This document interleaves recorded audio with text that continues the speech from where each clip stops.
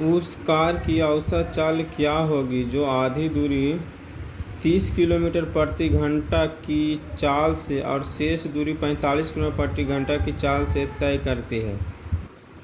Question number 18, इसको दो विधि से बनाएंगे। पहला विधि होगा फार्मूला 2 × S1 × S2, मैंने पहला चाल गुना दूसरा चाल बट्टा S1 + S2। और दूसरा विधि होगा दूसरा विधि होगा 2 × चालों का गुणन टू गुना चालों का LCM, 2 गुना चालों का LCM बटा S1 + LCM बटा S2। इसको दो विधि से बनाएंगे। जैसे कि देखिए यहाँ पे दिया गया है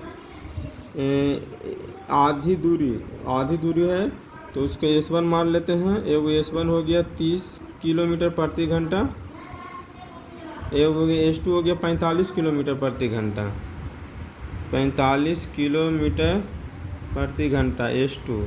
तो पहला विधि से हम बनाएंगे क्वेश्चन को, तो ये वाला फार्मूला पर बैठाएंगे 2 × S1 30 गुना S2 45 बटा S1 + S2 यानी कि 30 + 45। तो ये हो जाएगा 30 दूनी 60 गुना 45 बटा 75 हो जाएगा। 45 और 30 75।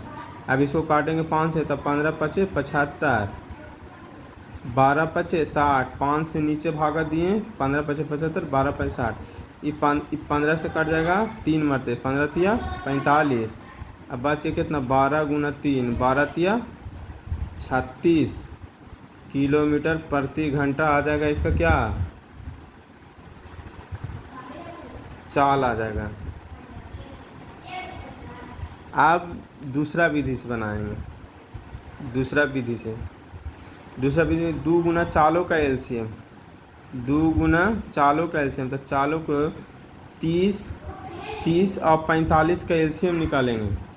तो 30 और 45 का LCM 30 और 45, इसका LCM निकालेंगे तो आ जाएगा 5 6 से 6 × 5 = 30, और पहले 5 से निकाल देते हैं, 6 × 5 = 30 और 9 × 5 = 45। फिर 3 से कट जाएगा, 3 × 3 = 9, 3 दूनी 6, 3 × 3 = 9, यानी कितना आ गया 5 × 15 दूनी 3 × 9 = 45 दूनी 90। तो इसका LCM कितना आ जाएगा 90, LCM 90 आ जाएगा। तो LCM हो जाएगा 90, तो LCM 90 LCM बटा S1 कितना हो जाएगा 30। तो यहाँ पे बटा में दे देंगे 30 प्लस, उसके बाद हो जाएगा फिर LCM बटा S2 45। तो यहाँ पर लिख देंगे 45। अब क्या करना है 2 गुना 90 बटा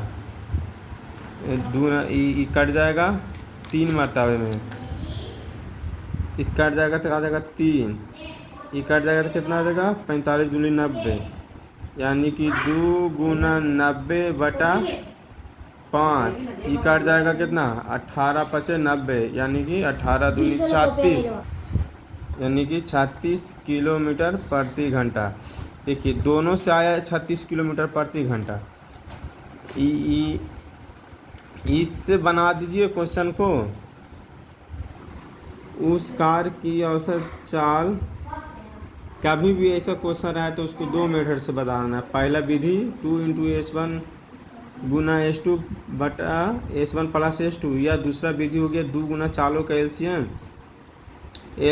बटा S1 + LCM बटा S2। देखिए दोनों विधि से आंसर आ गया है।